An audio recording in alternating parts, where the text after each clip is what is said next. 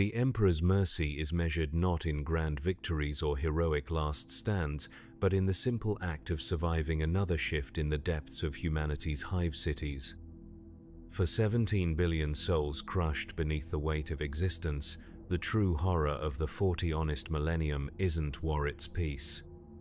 I wake to the sound of prayer bells echoing through the ventilation shafts, their bronze voices carried on air thick with incense and industrial smoke.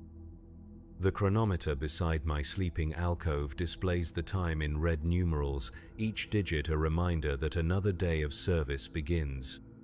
Around me, in bunks stacked 7 high to the ceiling, my fellow workers stir beneath thin blankets that smell of sweat and fear. The dormitory stretches beyond sight, a cavern of humanity packed so tightly that privacy exists only in the space between one breath and the next. My name is Thaddeus Vaughan, and I am nothing, a designation on a work roster, a serial number tattooed beneath my left shoulder blade. I am one of 17 billion souls crammed into Hive Tertius on the world of Mordegal Prime, and my purpose is simple. I manufacture the bolter shells that keep the Imperium's enemies at bay, 12 hours a day, 7 days a week, until my body fails or my faith falters, whichever comes first. The morning prayer begins before my feet touch the cold metal floor. Speakers hidden in the walls crackle to life, broadcasting the voice of Subdeacon Morvis from somewhere high above in the administrative levels. His words wash over us like sacred rain, though I know them by heart after 23 years of service. Blessed are those who toil in darkness, for they bring light to the Emperor's realm. Blessed are those who sacrifice their flesh, for they strengthen his eternal will. Around me, thousands of voices join in unison, the words automatic, born from repetition rather than understanding. I mouth the syllables while my mind focuses on the day ahead. Production quota 77 Alpha requires 3,000 shells completed and blessed by shift's end. Yesterday, we managed 2,847. The difference cost us 3 extra hours of standing prayer and a reduction in our evening ration paste. The water allocation tubes descend from the ceiling with a mechanical wheeze. 2 minutes of tepid recycled water, brown with minerals and chemicals whose names I do not know. I scrub my hands with the provided soap, a grey substance that leaves my skin feeling raw but satisfies the purity requirements. The taste of copper never leaves my mouth. Some say it is from the water. Others whisper it is the taste of fear, permanent and bitter. I dress quickly in the grey coveralls that mark my caste. The fabric is rough against my skin, designed for durability rather than comfort. The Imperial Aquila is embroidered over my heart, its twin heads watching in opposite directions, never blinking, never sleeping. On my collar, the small brass pin that identifies my work detail, level, and clearance rating. Without it, I am not permitted to move beyond the dormitory sections. With it, I am bound to my station as surely as any chain. The breakfast line forms automatically, bodies pressed together in orderly fashion. We learned long ago not to push, not to complain, not to waste time with unnecessary conversation. The food dispensers hum with mechanical efficiency, depositing measured portions of protein paste and vitamin supplements onto our meal trays. The paste is grey and flavourless, but it contains everything necessary to maintain our strength for another day of labour. Flavour is a luxury reserved for those who serve in higher capacities. As I eat, I listen to the morning announcements echoing from speakers placed throughout the mess hall. Today's production goals, updates on planetary defensive status. A reminder that citizens showing signs of mutation should report to the nearest ecclesiarchy station for cleansing. The news from other worlds is always the same: victories against the enemies of mankind. New worlds brought into compliance. The eternal struggle continues, and we are blessed to play our part. But there are other sounds beneath the official words. Whispers passed between workers who dare to speak, rumors of shipping delays that suggest supply lines under attack. Stories of workers from other shifts who simply disappeared, their bunks empty, their names struck from the roster without explanation. These whispers are dangerous, but they persist like weeds growing in the cracks of devotion. The walk to the manufactorum takes 43 minutes through corridors that never see natural light. The walls are lined with devotional scrolls and purity seals, their wax impressions worn smooth by countless hands seeking blessing. Servo skulls drift overhead, their mechanical eyes recording everything, their vox grills occasionally crackling with binary cant as they communicate with the machine spirits that govern our daily routines. I keep my eyes forward, my pace steady, my expression neutral. The other workers move in the same mechanical fashion, a river of grey cloth and bowed heads flowing through arteries of metal and stone. Some are older than me, their backs bent from decades of service, their hands scarred from years of handling blessed ammunition. Others are younger, still carrying traces of hope in their movements, not yet worn smooth by the grinding reality of their existence. All of us share the same destination, the same purpose, the same inevitable end. The manufactorum floor is a cathedral of industry, its ceiling lost in shadows and smoke. Massive conveyor belts snake between workstations, carrying raw materials in one direction and finished products in another. The air thrums with the sound of machinery, a mechanical hymn that never stops, never slows, never allows for silence. Steam hisses from pipes overhead, carrying the blessed oils and sacred unguents that keep the production line sanctified. My station is number 4779, marked with my designation and blessed with a small shrine to the machine god. The tools are laid out with precise care, each one cleaned and consecrated according to the morning rituals. Shell casings arrive in metal bins, their brass surfaces dull but free of imperfection. Gunpowder, blessed by the tech priests, waits in measured portions. Projectiles, each one inscribed with microscopic prayer scrolls, gleam under the artificial light. The work is methodical, almost meditative in its repetition.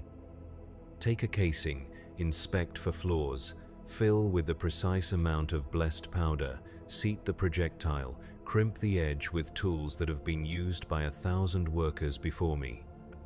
Each shell must be perfect, because imperfection in our work means death for the Emperor's servants who depend on our craftsmanship. This knowledge weighs heavy, but it also provides purpose. Every shell I complete might save a loyal guardsman's life, might fell a heretic, might help hold the line against the darkness that presses against our borders. The hours pass without variation. The quota counter above our section ticks upward with each completed shell, but never fast enough to ease the tension that builds throughout the shift. Supervisors walk between the workstations, their red robes marking them as servants of the Mechanicus, their augmetic eyes scanning for inefficiency or imperfection. They rarely speak, but their presence is constant, a reminder that we are watched, measured, evaluated with every movement we make. Halfway through the shift, the daily execution bell tolls 3 times. Somewhere in the hive, 3 citizens have been found wanting. Perhaps they spoke words of doubt. Perhaps their production fell below acceptable levels. Perhaps they simply looked too long at something they should not have seen. The reasons matter less than the outcome. 3 lives ended to maintain the purity and efficiency of our world. 3 examples set for the rest of us to contemplate as we work. I try not to think about the faces behind those tolling bells, but the mind wanders despite our best efforts. Were they workers like me, struggling to meet impossible quotas with failing bodies and tired souls? Were they administrators who made the wrong decision, filed the wrong report, failed to show sufficient enthusiasm for their duties? The uncertainty is perhaps worse than knowing, because it means any of us could be next, for reasons we might never understand. The afternoon brings a new challenge. Word spreads through the factory floor that Imperial Navy representatives will be conducting a quality inspection of our production line. This news transforms the already tense atmosphere into something approaching panic. The supervisors become more aggressive in their oversight, barking corrections and adjustments in binary cant that none of us fully understand but all of us fear. The pace increases, but so does the pressure for perfection. Quality inspections can result in commendations for exceptional work, but they more often result in punishments for failing to meet the exacting standards expected of those who serve the Emperor's war machine. Workers have been taken away during such inspections, never to return. Entire production lines have been shut down, their personnel reassigned to punishment details or worse. The stakes are higher than our usual daily struggle for survival. When the inspection team arrives, the entire floor falls silent, except for the constant hum of machinery. 3 figures in navy blue uniforms move between the workstations, their faces hidden behind ceremonial masks that bear the aquila and other symbols of imperial authority. They select shells at random, examining them with instruments I do not recognize, marking their findings on data slates with styluses that gleam like small weapons. At my station, they pause longer than at others. One of the inspectors holds up a shell I completed earlier in the day, turning it in the light, running sensors over its surface. My heart pounds with a rhythm that threatens to shake my hands, but I keep working, focusing on the shell currently in my grasp, trying to appear calm and competent. The inspector makes a notation on his slate, replaces the shell in the completed bin, and moves on without a word. The inspection lasts 2 hours, though it feels like days.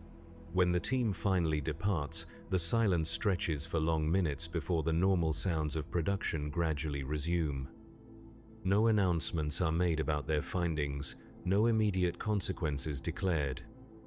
We return to our work with the knowledge that judgment has been passed, but we will not know the verdict until it is delivered in whatever form the authorities deem appropriate.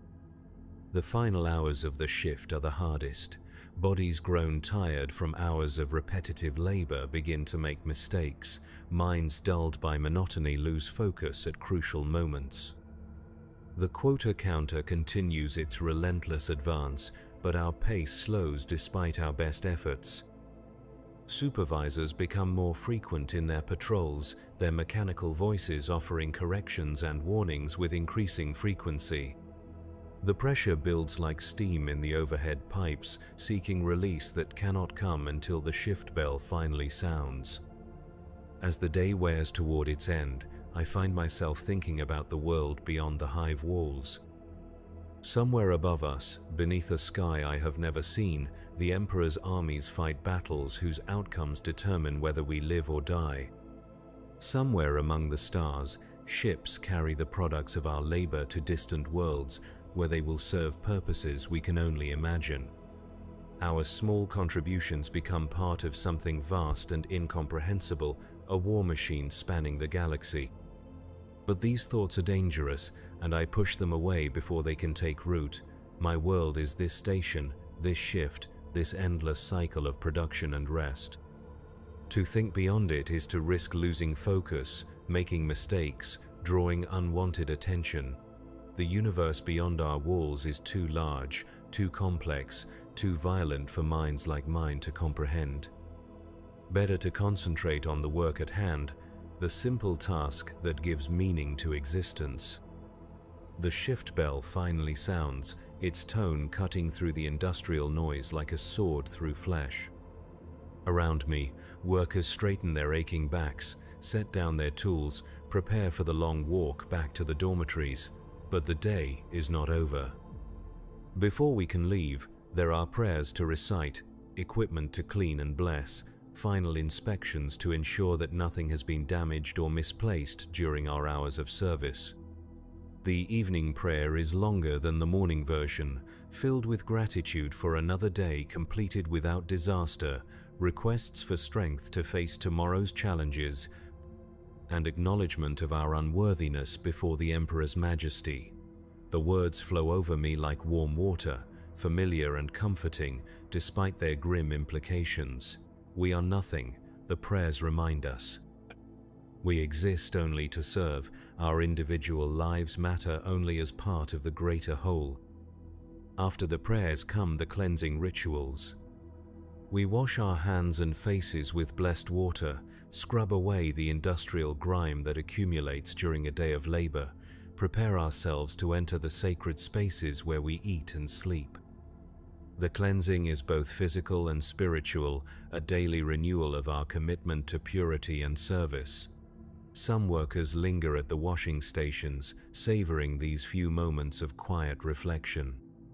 Others hurry through the rituals, eager to reach the promise of rest that awaits.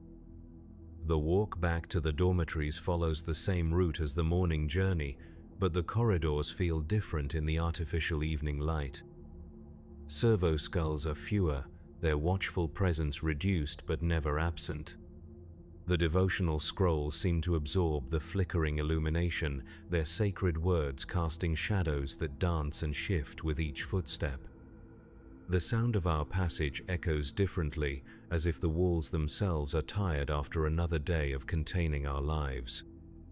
Dinner is a repeat of breakfast, the same grey paste and vitamin supplements dispensed with mechanical precision. But the evening meal carries an additional blessing in the form of water rations that are slightly larger, slightly cleaner. The extra hydration helps wash away the metallic taste that builds throughout the day, though it never completely disappears. Conversation during dinner is slightly more relaxed than at other times, though still conducted in whispers and careful phrases that avoid dangerous topics. Tonight there are rumors of a celebration being planned for those who exceeded their quotas during the quality inspection, extra rations perhaps, or an additional rest period. These rewards are rare but not unknown, small acknowledgements that even the most insignificant servants of the Emperor can achieve moments of distinction. I allow myself a brief hope that my work might be judged worthy, though I know that hope can be as dangerous as doubt if carried too far. After dinner comes the most dangerous part of the day, the brief period before sleep when minds are tired enough to wander into forbidden territory. This is when workers sometimes speak too freely, question too openly, remember too much of what life might have been under different circumstances. The commissariat knows this, and their informants are most active during these evening hours, listening for signs of sedition or weakness that might require correction. I return to my bunk and lie quietly, listening to the sounds of 17 billion people settling into rest. Coughs and whispers echo through the dormitory caverns. Somewhere, a child cries until soothed by voices too tired to offer anything but the hope that tomorrow might be easier. The ventilation systems wheeze and groan, circulating air that tastes of metal and human exhaustion. Sleep comes slowly, interrupted by dreams of endless production lines and shells that never quite meet the required specifications. But sleep does come eventually, carrying with it the mercy of unconsciousness.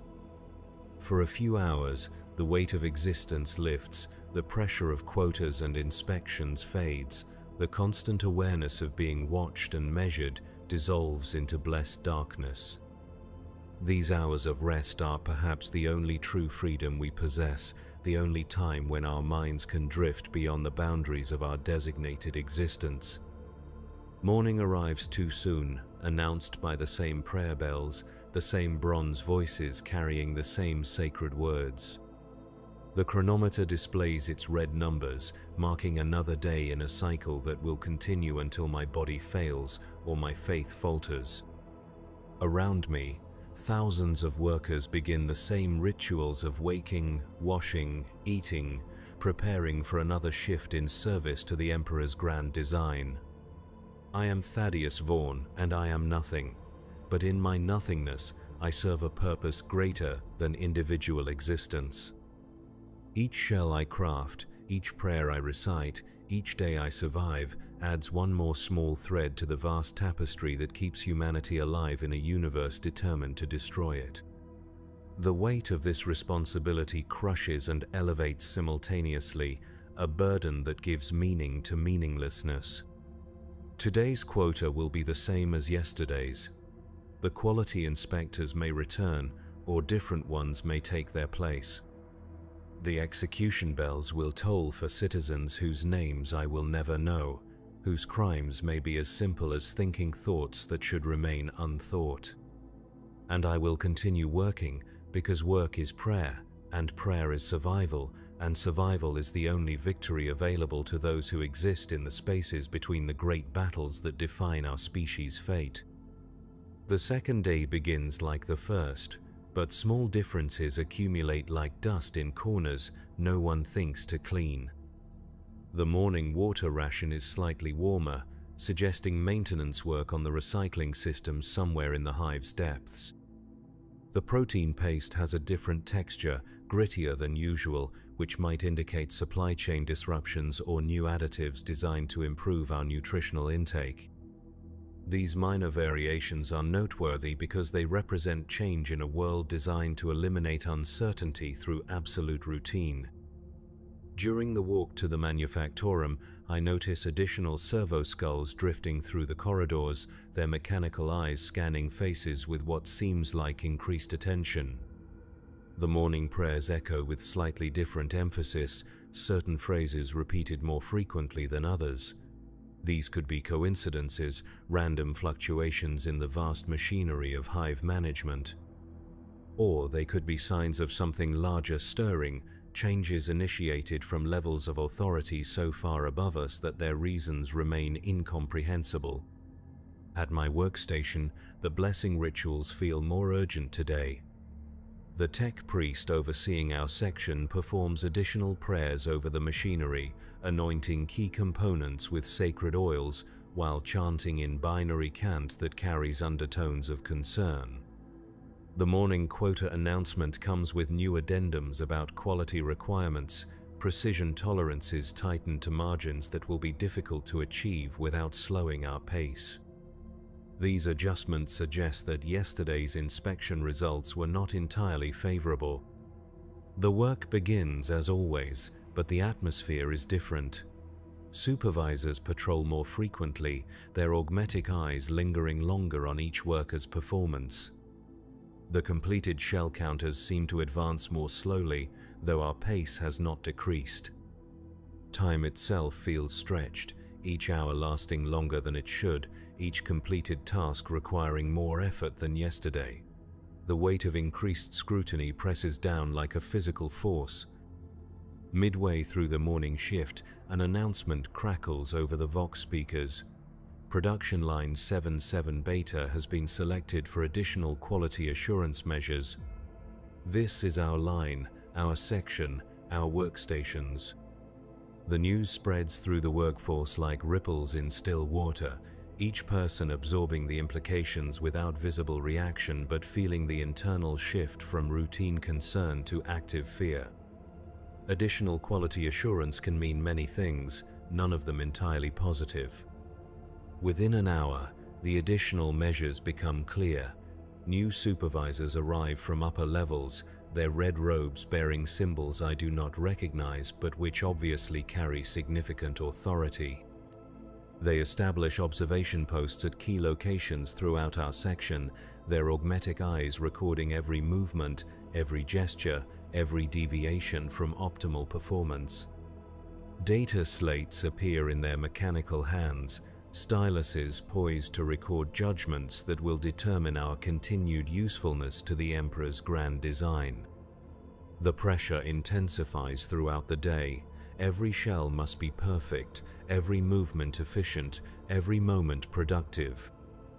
There is no room for the small errors that normally pass unnoticed, no tolerance for the minor variations that are part of human imperfection.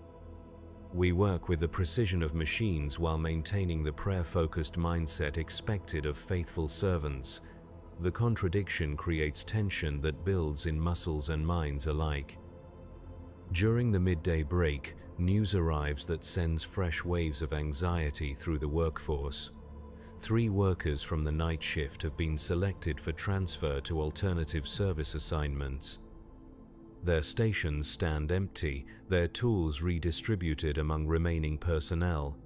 No explanation is offered for their removal, but the timing suggests connection to yesterday's inspection results.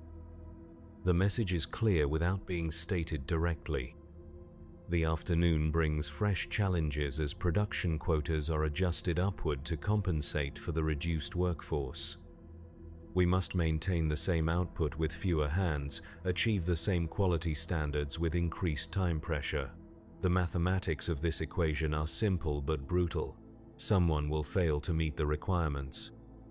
Someone will draw negative attention.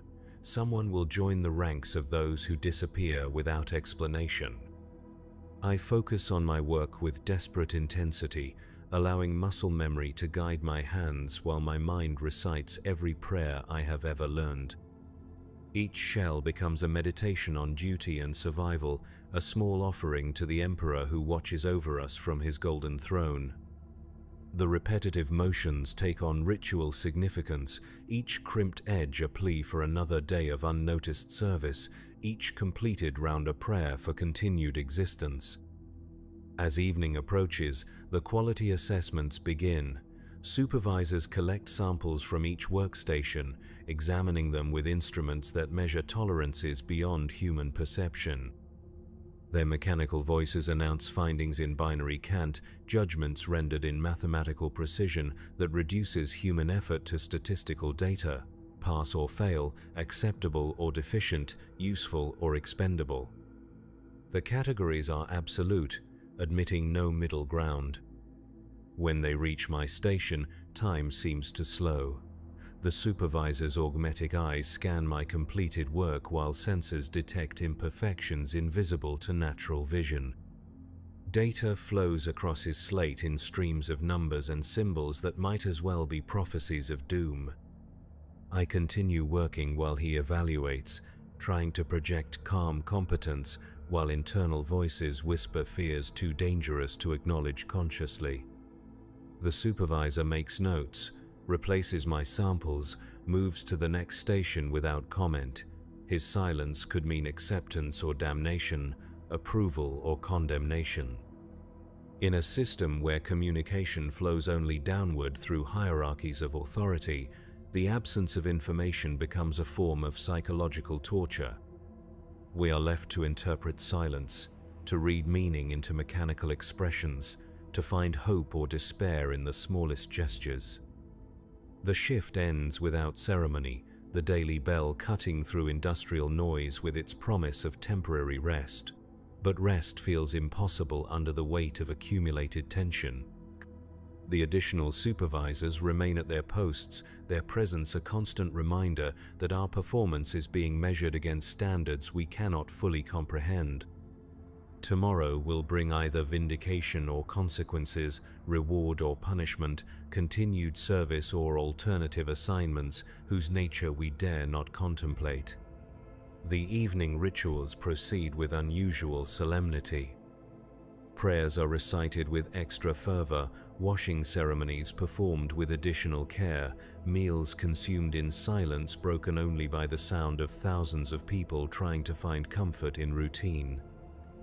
The familiar patterns provide some relief, but underneath runs a current of anxiety that no amount of devotion can entirely suppress. In the dormitory, conversations are conducted in whispers so soft they barely qualify as communication. Workers share theories and observations, trying to decode the day's events, to understand what might come next.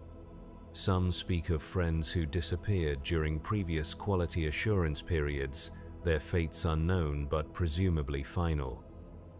Others offer reassurances based on hope rather than evidence, clinging to the possibility that faithful service will be rewarded with continued existence. I lie in my bunk listening to these whispered exchanges, trying to find some pattern that might predict tomorrow's outcome.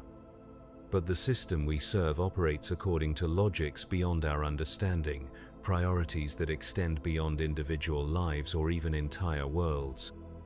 Our significance exists only in aggregate as part of statistical calculations that balance production output against resource consumption, quality maintenance against expendable personnel. Sleep comes with difficulty, interrupted by dreams of mechanical eyes and measuring instruments, of shells that fail inspection despite perfect craftsmanship, of empty workstations waiting for new occupants. The boundary between conscious fear and unconscious anxiety dissolves, leaving only a persistent awareness that survival depends on factors beyond our control. We exist at the mercy of judgments rendered by minds both human and mechanical, evaluated according to criteria that change without warning or explanation. The third day begins with news that transforms anxiety into something approaching terror. Quality assurance measures are being extended indefinitely. Additional supervisors will remain in place, monitoring performance with continued intensity. Production quotas will be maintained at current levels despite workforce reductions.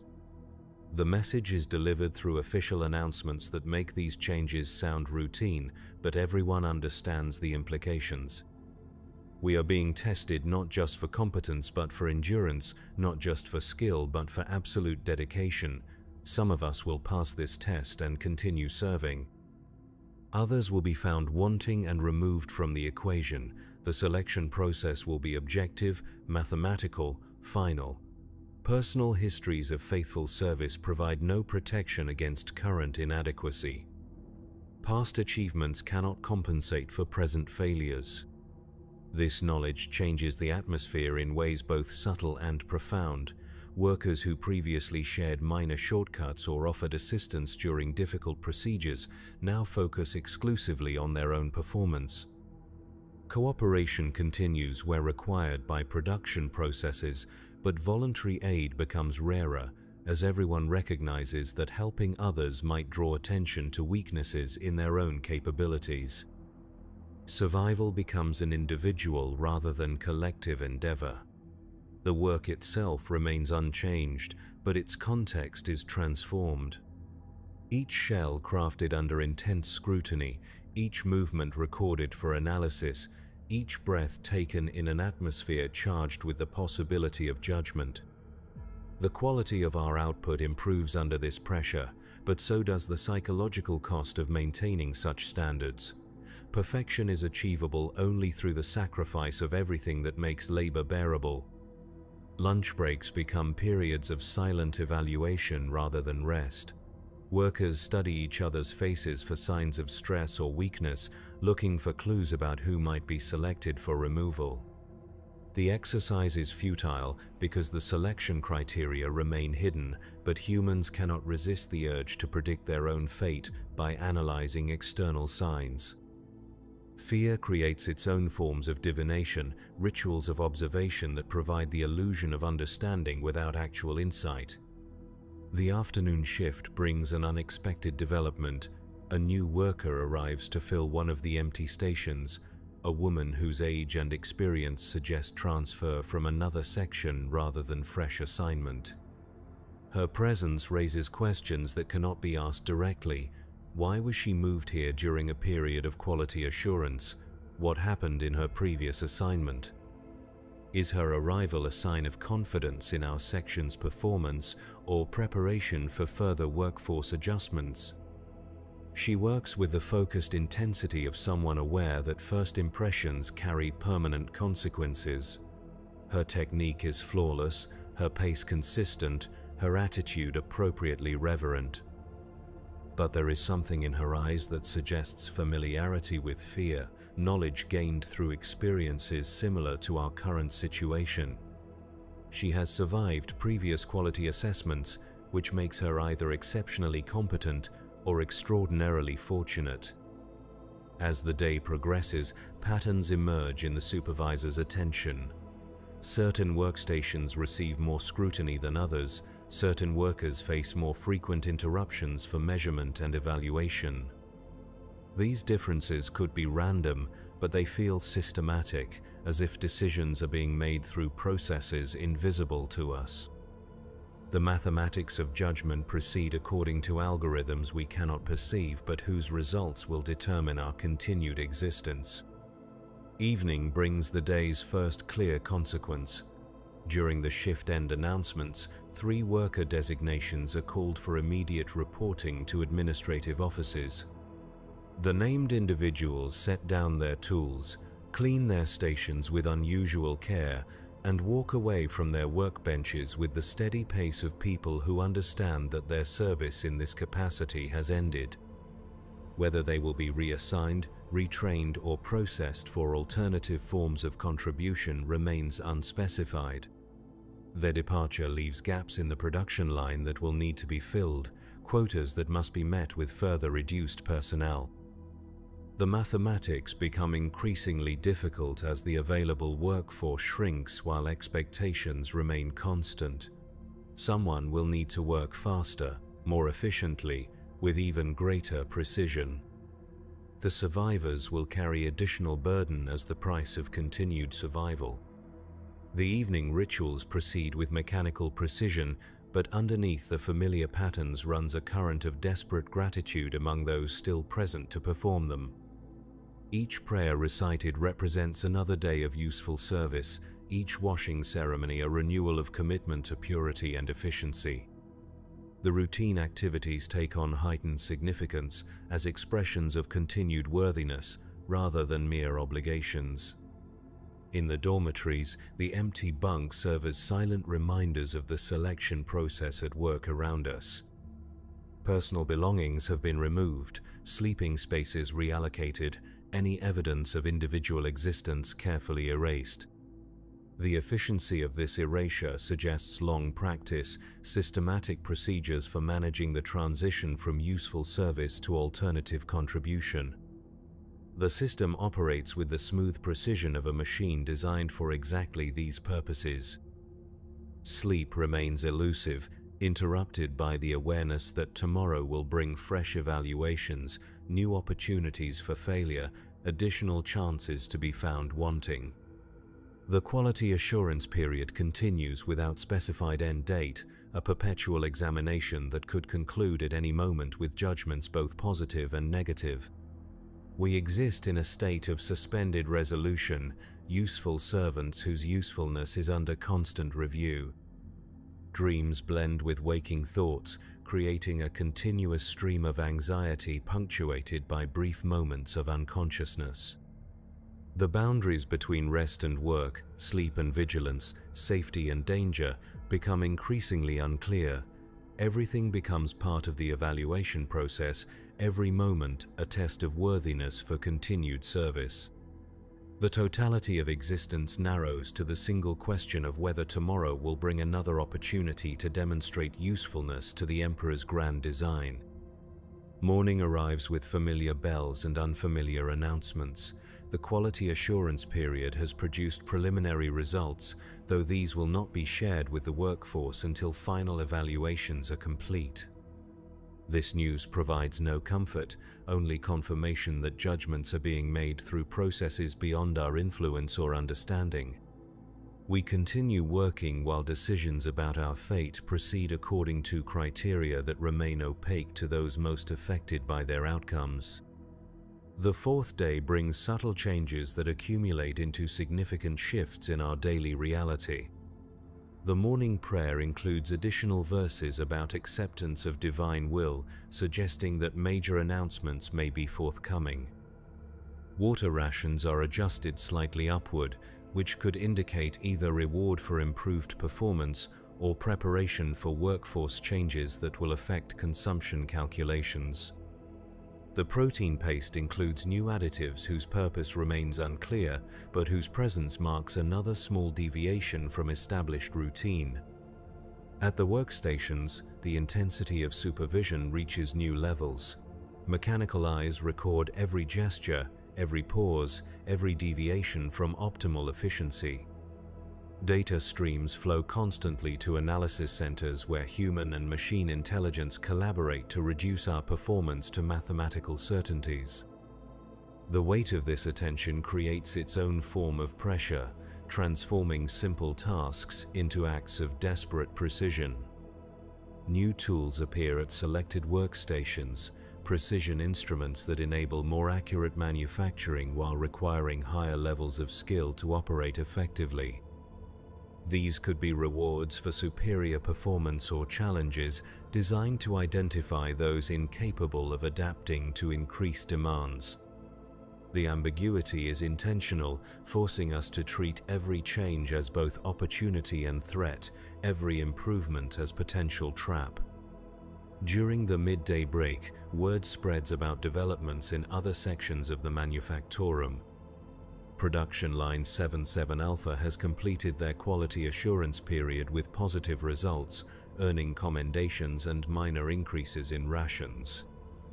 Line 77 Gamma has been restructured entirely, their workforce reassigned to alternative duties, while new personnel undergo training for replacement positions. These examples provide models for what might await us, though neither outcome can be predicted or influenced through any action available to us. The afternoon shift introduces a new element of uncertainty. Representatives from the Departamento Munitorum arrive to conduct their own evaluation of our output, examining shells not just for technical quality, but for adherence to specifications that encompass everything from weight distribution to prayer scroll placement. Their standards operate independently of the tech priest requirements, creating overlapping but potentially contradictory criteria for acceptable performance.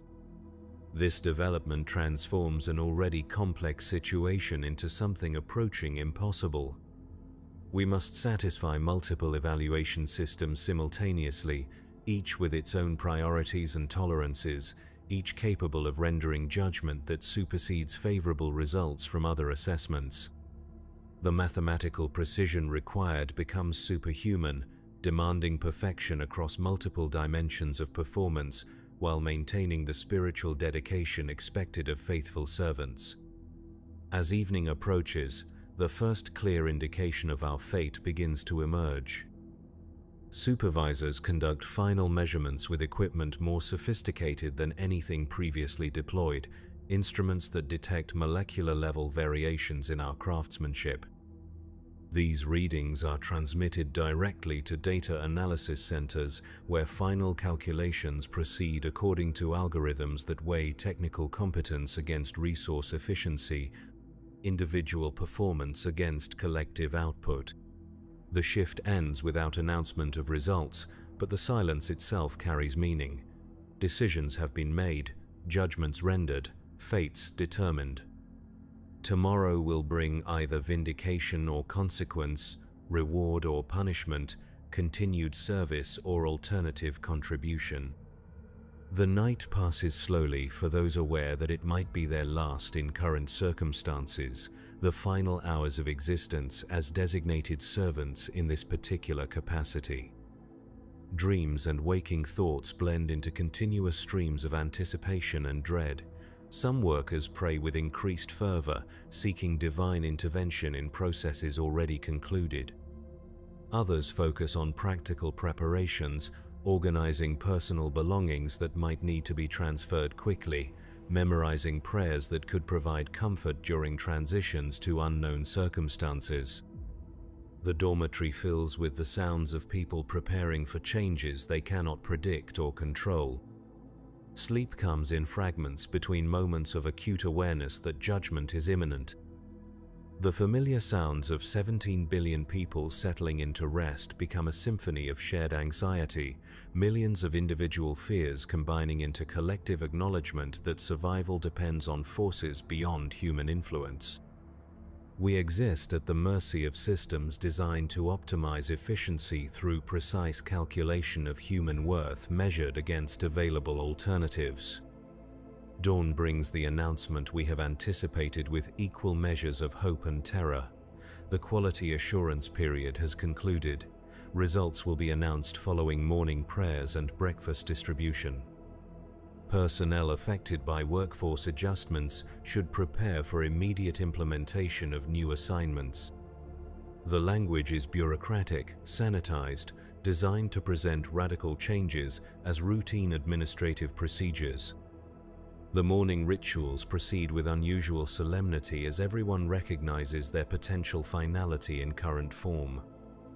Prayers are recited with desperate intensity, washing ceremonies performed with extra care, meals consumed with the awareness that they might be the last shared in present company.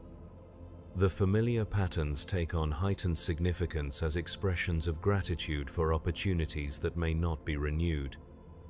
After breakfast, we assemble in the main factory floor for announcements that will restructure our existence according to mathematical principles beyond our comprehension.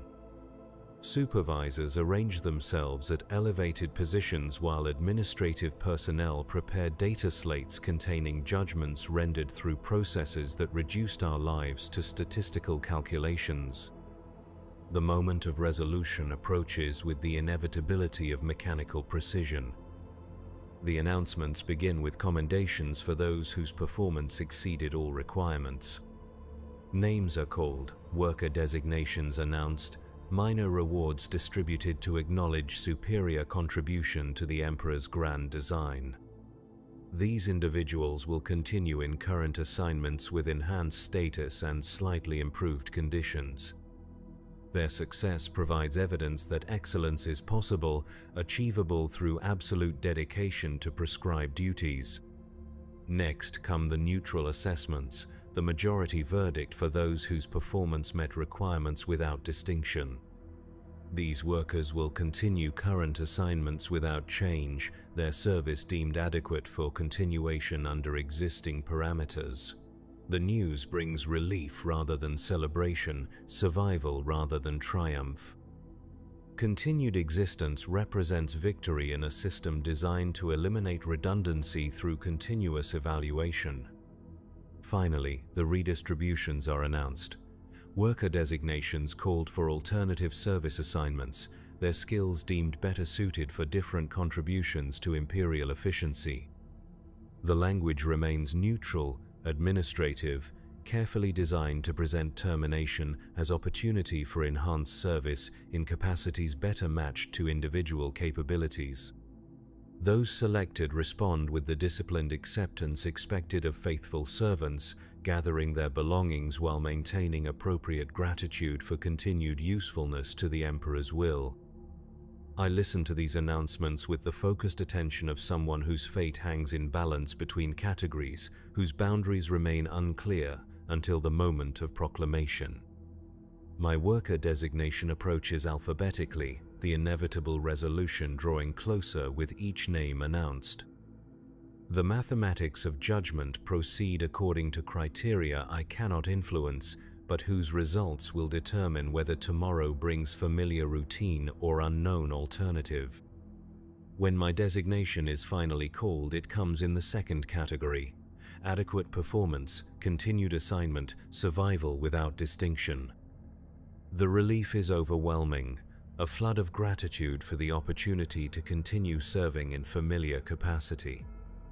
Another day, another shift, another chance to contribute to the vast machinery that keeps humanity alive in a universe determined to destroy it. But the relief is tempered by awareness of those selected for redistribution, workers whose service in this capacity has ended despite years of faithful dedication. Their departure leaves spaces that will be filled by new personnel, the cycle of evaluation and replacement continuing with mechanical precision. The system operates according to principles that optimize collective efficiency through calculated sacrifice of individual continuity. The day concludes with modified routines adjusted for reduced personnel and redistributed responsibilities. Those remaining must absorb additional duties while maintaining the same quality standards that prompted the recent evaluation period. The mathematics become more challenging, but the consequences of failure remain absolute. Excellence is not optional when survival depends on continued usefulness to purposes greater than individual existence. Evening brings the first glimpse of our new reality. Empty workstations are cleaned and prepared for incoming personnel whose training will proceed according to lessons learned through recent quality assurance procedures. The efficiency of this transition demonstrates the system's capacity for continuous optimization, its ability to process human resources with the same mechanical precision applied to raw materials and finished products. The new workers arrive within hours of the announcements, their grey coveralls fresh from supply distribution, their faces carrying expressions familiar from memories of my own first day 23 years ago. They move with the careful attention of people aware that initial impressions will influence all subsequent evaluations, their gestures measured and appropriate, their silence broken only by whispered prayers for guidance and acceptance. I watch them take positions at stations recently vacated by workers whose names are already being erased from rosters and records. The continuity of production supersedes individual identity, the flow of shells maintaining its rhythm despite the human changes that punctuate but never interrupt the greater process. New hands learn the same motions, new minds absorb the same prayers, new bodies adapt to the same demands that have shaped countless servants before them. Training proceeds with accelerated intensity, the compressed instruction period forcing rapid adaptation to procedures that took me months to master. The new workers struggle with techniques that have become automatic through repetition, their movements awkward and uncertain where mine flow with practiced efficiency. But they learn quickly, driven by awareness that competence must be demonstrated before evaluation periods conclude with permanent judgments. During the midday break, I find myself assigned as mentor to one of the new arrivals, a young woman whose worker designation marks her as fresh from the education sectors where citizens receive basic training before assignment to productive duties. Her questions reveal gaps in understanding that I remember from my own early service, uncertainties about procedures and expectations that experience gradually resolves through accumulated observation and instruction. She asks about the workers who previously occupied these stations, what happened to them, whether their reassignment represents advancement or punishment. I provide answers that acknowledge the transitions without speculating about their nature, explanations that satisfy curiosity while avoiding dangerous territory. The fate of redistributed personnel is not discussed in detail, their alternative service assignments described only in terms that emphasize continued contribution to Imperial purposes. But her questions awaken thoughts I have learned to suppress, memories of other workers who disappeared during previous evaluation periods, faces that became absent without explanation or acknowledgement. The young woman's concern about her predecessors mirrors worries I once harbored, fears that experience has taught me to contain rather than resolve. Some knowledge is too dangerous to pursue, some understanding too costly to achieve. The afternoon shift proceeds with the awkward rhythm of mixed experience levels, seasoned workers adjusting their pace to accommodate newcomers while maintaining production quotas that admit no reduction for training periods. The efficiency calculations remain constant despite personnel changes, demanding that collective output continue at established levels regardless of individual capability variations. The mathematics of this requirement force additional effort from those capable of superior performance. As evening approaches, the new workers display signs of exhaustion that I remember from my own early days. The physical demands of continuous precision work combined with psychological pressure of constant evaluation create fatigue that goes beyond mere tiredness.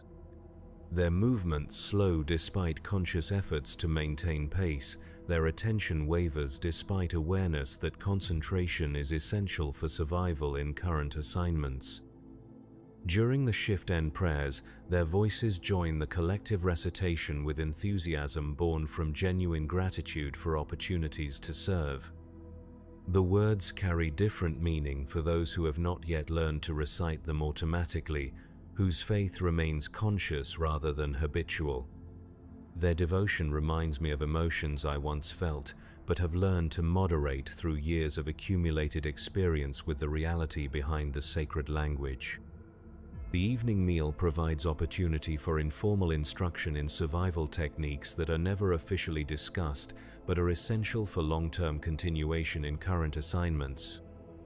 I share knowledge about pacing work to avoid premature exhaustion, about maintaining attention without appearing overly focused, about projecting appropriate levels of competence without drawing excessive scrutiny. These lessons constitute unauthorized education, but they serve purposes that benefit overall productivity. In the dormitories, the new workers ask questions about life beyond the immediate demands of daily service, about advancement opportunities and retirement provisions, about families and connections that might exist outside the hive structure. Their inquiries reveal assumptions about existence that I once shared, but have learned to abandon through gradual recognition of actual rather than theoretical realities. The answers I provide are gentle but accurate, truth delivered in doses that can be absorbed without causing despair. Sleep comes more easily tonight, the successful completion of another evaluation period providing temporary relief from the constant anxiety that accompanies uncertain status. But the relief is limited by knowledge that assessment never truly ends, that performance monitoring continues during every moment of service, that future evaluations will arrive with the same mathematical precision that characterized recent proceedings. Survival represents only temporary victory in a system designed for continuous optimization through calculated replacement. Dreams carry fragments of conversations with redistributed workers, memories of colleagues whose service concluded during previous quality assurance periods, faces that become increasingly difficult to recall as time passes and new personnel fill spaces they once occupied. The human cost of efficiency improvements remains visible only in these unconscious moments when rational suppression of dangerous thoughts relaxes its protective control. Morning brings news that transforms recent victories into renewed uncertainties. The manufactorum has been selected for inclusion in a system-wide efficiency enhancement program, a comprehensive review of operations that will examine every aspect of production from raw material acquisition through finished product distribution. The announcement presents this development as recognition of our excellence, reward for the superior performance demonstrated during recent evaluations. But experience suggests alternative interpretations. System-wide reviews often precede major restructuring, wholesale changes that optimize performance through methods more radical than personnel redistribution. Entire facilities can be relocated, production lines completely redesigned, workforce requirements altered according to calculations that encompass factors beyond local efficiency measurements. The scope of potential change expands beyond individual survival to encompass the continuation of familiar existence itself. The new workers receive this announcement with confusion, lacking sufficient experience to interpret its implications. They focus on the positive language, the references to recognition and excellence, the suggestions of advancement and improvement. Their optimism highlights the distance between official presentations and operational realities, the gap between authorized interpretation and accumulated understanding of actual patterns. Preparation for the system-wide review begins immediately, supervisors implementing new monitoring procedures while administrative personnel compile comprehensive records of recent performance data. The intensity of documentation exceeds anything experienced during local evaluations, suggesting review criteria that encompass dimensions of assessment previously unconsidered. Every aspect of our operation will be measured against standards whose nature and origin remain unspecified. Work continues under this enhanced scrutiny, but the atmosphere shifts in ways both subtle and profound. Conversations become more guarded, movements more calculated, expressions more carefully controlled. The awareness of comprehensive evaluation creates behavioral modifications that ripple through every interaction, every gesture, every moment of existence within the monitoring environment. We become conscious performers in a production whose script remains unknown to the actors. The days blur together under constant observation, each shift blending into the next through shared awareness that judgment proceeds according to criteria beyond our comprehension. The new workers adapt quickly to this atmosphere, their initial enthusiasm replaced by the focused intensity required for survival under conditions of perpetual assessment. They learn the unspoken rules through observation and instruction, absorbing survival techniques that are essential but never officially acknowledged. Food rations are adjusted according to calculations that factor the review period's enhanced demands, portions increased slightly to maintain productivity under stress conditions that exceed normal operational parameters. The improvement is minor but noticeable, a small acknowledgement that extraordinary circumstances require modifications to standard resource allocation. The gesture provides limited comfort, while confirming that current conditions are indeed extraordinary. Sleep becomes increasingly fragmented as anxiety accumulates through days of intensified monitoring. Dreams blend with waking thoughts, creating continuous streams of consciousness that incorporate elements of work procedures, evaluation criteria, and unconscious fears about outcomes beyond individual control. The boundary between rest and vigilance dissolves under pressure that transforms even private moments into components of the assessment process. Weeks pass without conclusion to the review period, the extended evaluation creating its own form of psychological pressure that differs from but equals the intensity of abbreviated assessments. The prolonged uncertainty wears away mental reserves that are essential for maintaining the focus required for acceptable performance. Some workers begin showing signs of strain that could themselves become factors in final judgments about continued usefulness. Then, without warning or preparation, the review concludes. Announcement comes during a routine shift change, delivered through the same Vox speakers that carry daily prayers and production updates. The comprehensive evaluation has been completed, results compiled, recommendations submitted to appropriate authorities for implementation. Personnel affected by forthcoming changes will receive notification according to established procedures. The language provides no indication of outcomes, no preview of consequences, no preparation for results that could range from commendation to complete restructuring. We continue working while waiting for judgments that will determine whether tomorrow brings familiar routine or fundamental alteration of existence as we have known it. The mathematics of optimization proceed according to algorithms whose logic remains opaque to those most affected by their conclusions.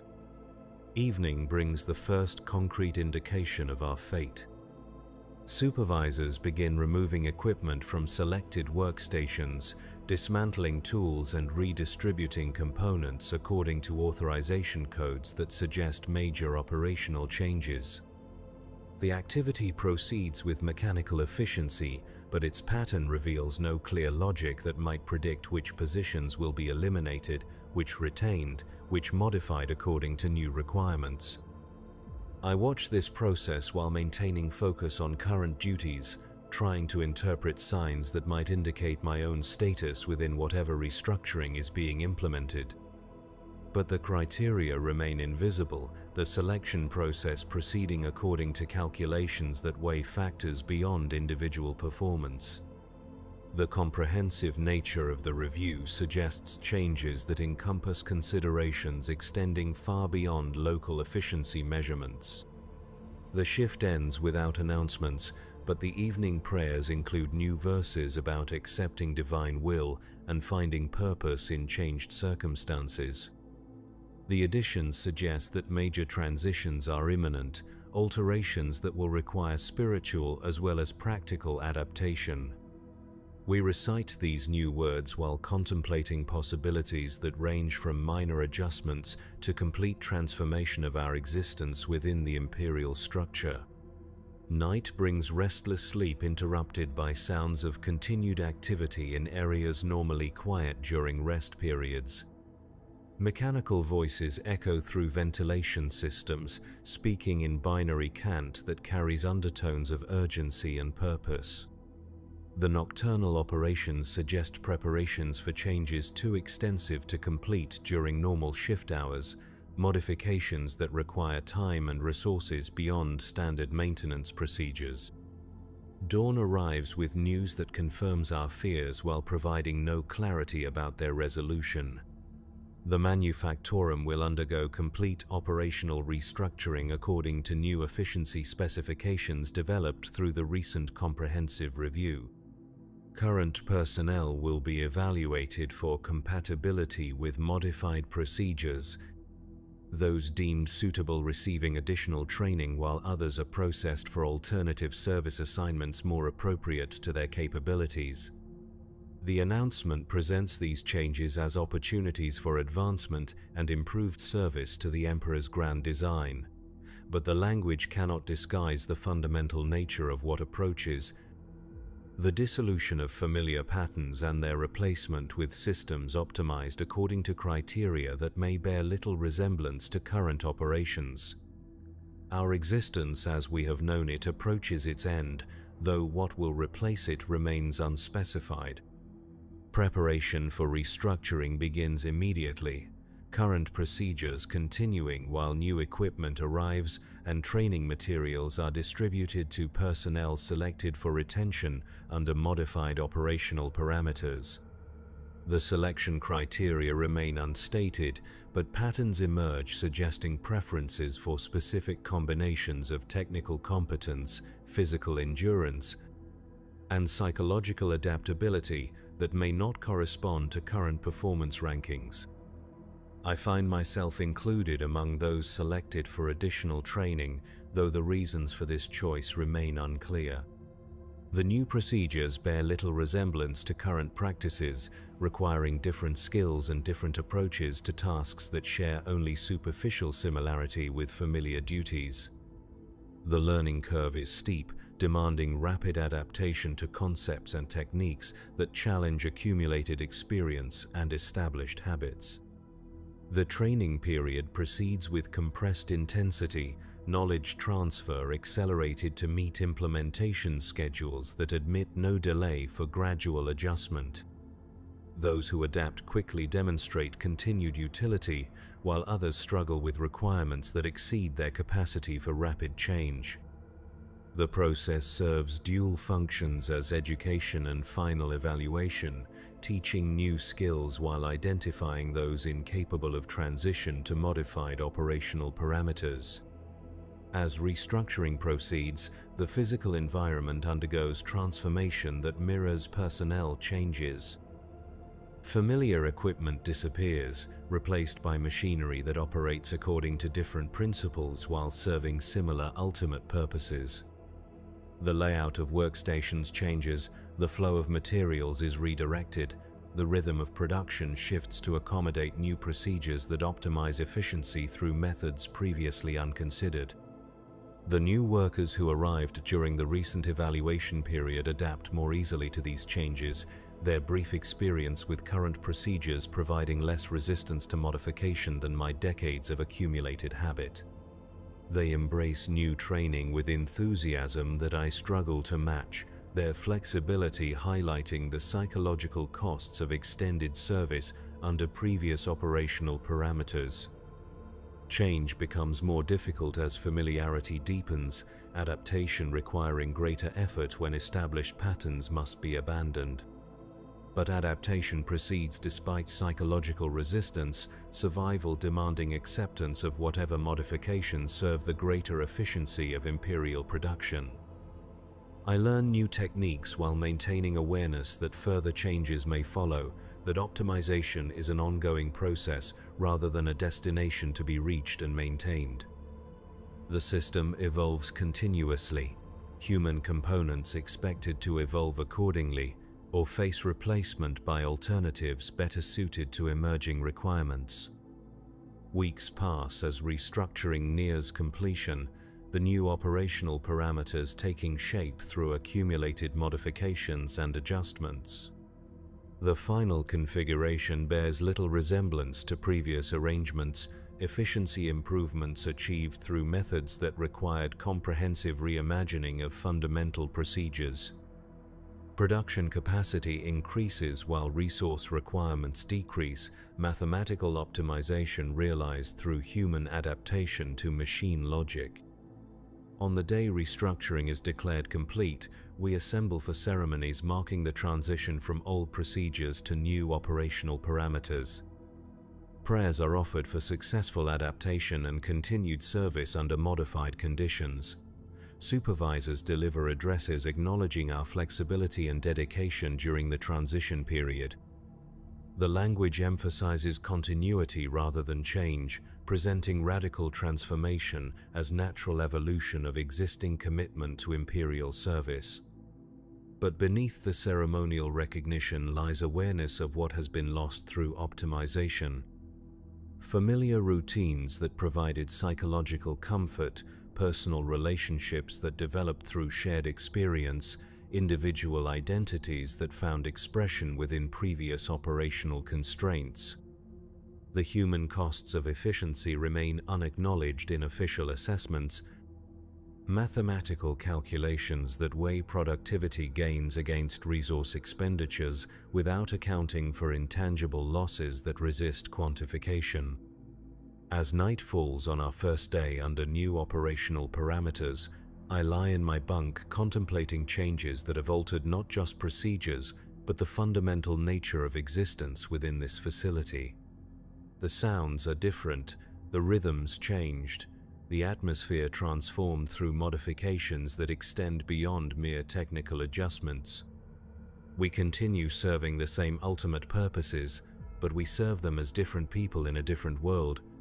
Our identities reshaped through adaptive requirements that optimize human resources according to mechanical principles. The prayer bells still toll at appointed hours, their bronze voices carrying the same sacred words through air that tastes subtly different, processed by ventilation systems modified to accommodate new operational requirements. The chronometer displays time in the same red numerals, but the hours feel altered in ways that resist precise description. We measure the same duration through different experiences, time itself seemingly transformed by the context in which it passes. Sleep comes with difficulty, consciousness reluctant to surrender awareness of changes that continue processing through unconscious adaptation periods.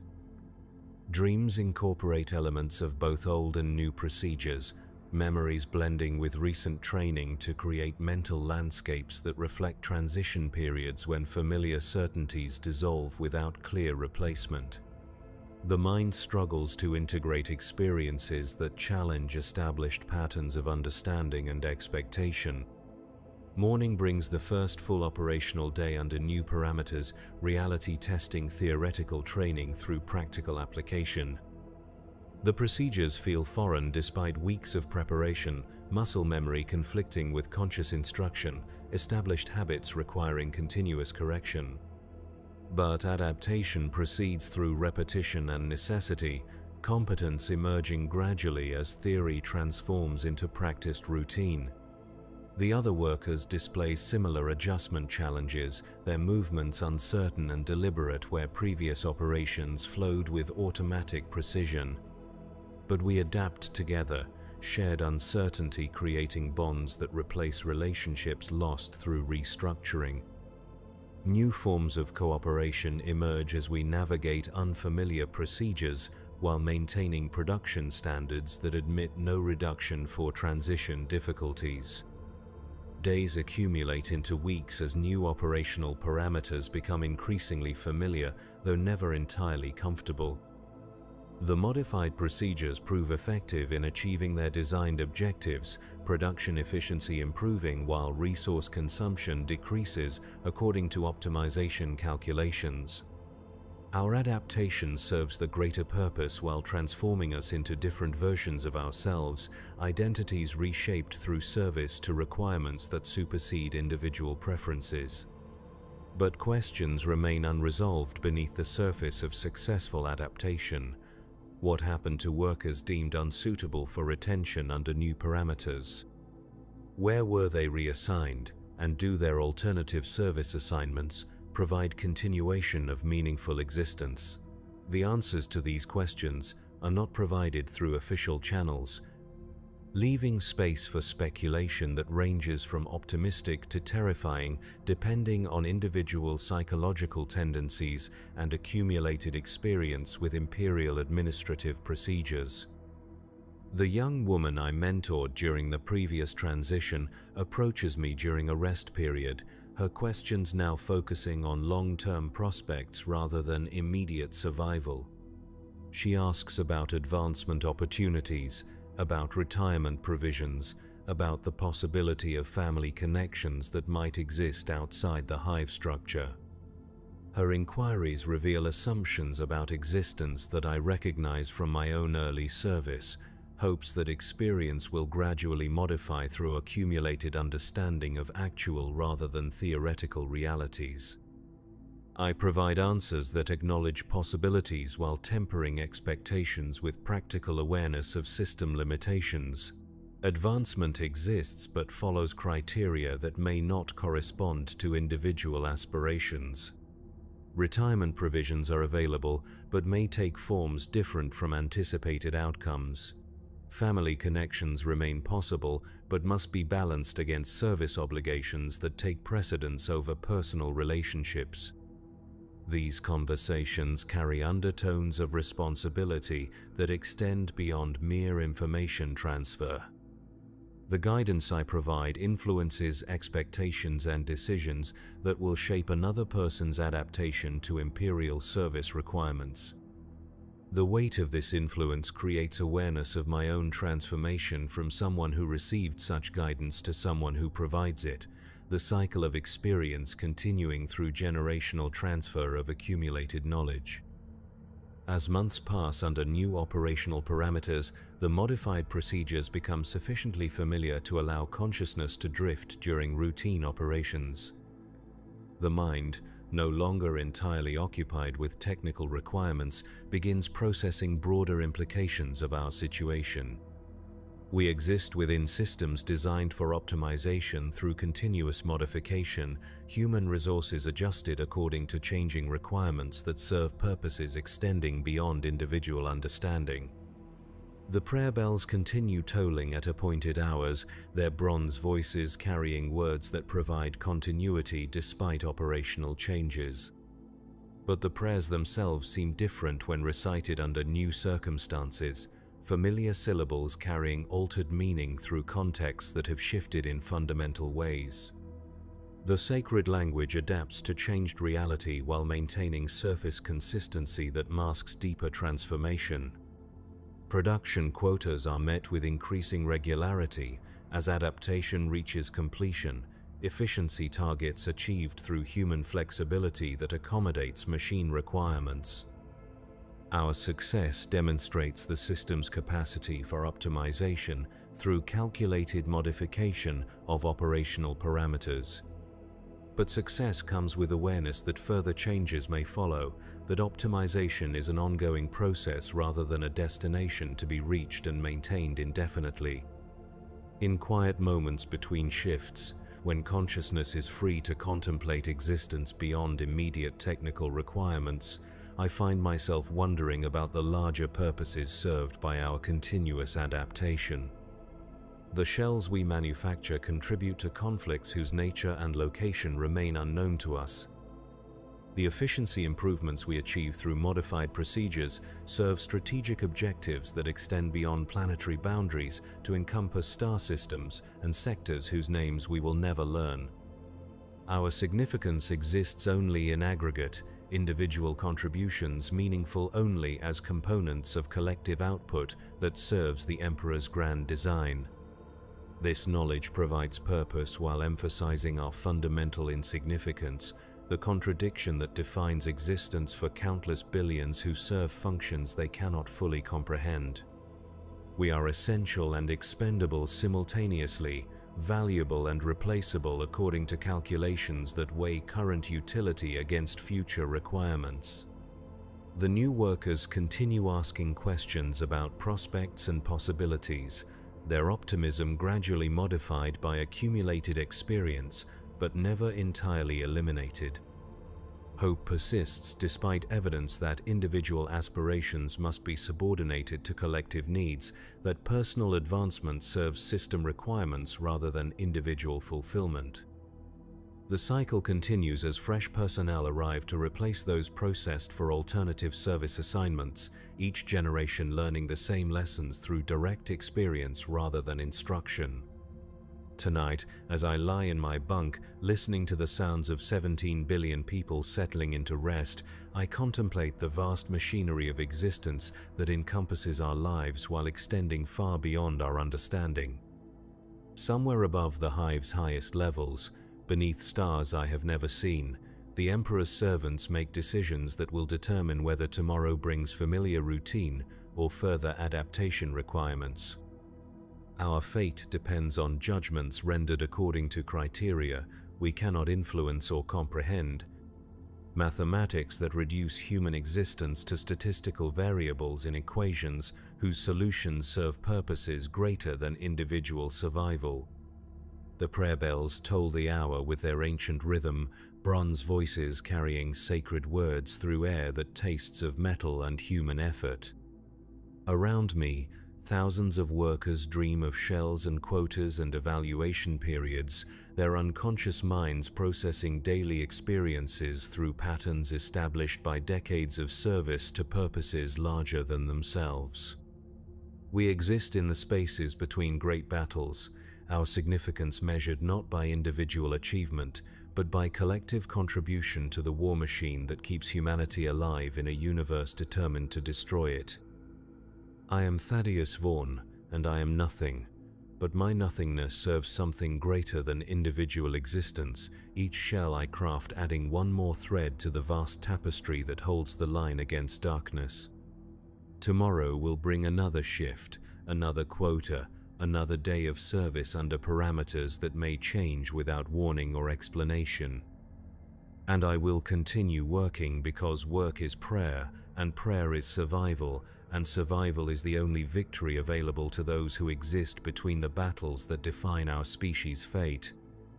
The chronometer displays its red numerals, marking time that flows according to rhythms established by authorities whose names I will never know, whose faces I will never see, whose decisions will determine whether I wake tomorrow to familiar routine or to changes that will reshape existence in ways I cannot predict or prepare for. The uncertainty is absolute, but so is the certainty that service continues regardless of individual preference or understanding. In the darkness between one breath and the next, between consciousness and dreams, between this moment and whatever comes after, I exist as part of something too vast to comprehend, but too essential to abandon. The machinery of the Imperium turns with grinding inevitability, consuming human resources according to calculations that optimize survival through sacrifice, efficiency through adaptation, continuity through constant change. The prayer bells fade into silence, their message delivered and received by millions who will carry its meaning into sleep and dreams and whatever morning brings. The Emperor watches from his golden throne, his divine will expressed through systems that operate with mechanical precision while demanding human flexibility that adapts to requirements beyond individual comprehension.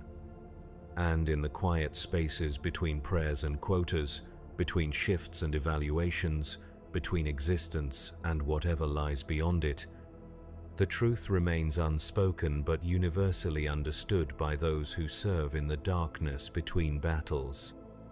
We are the cost of survival, the price of continuity, the human currency spent to purchase another day of existence for a species balanced on the edge of extinction.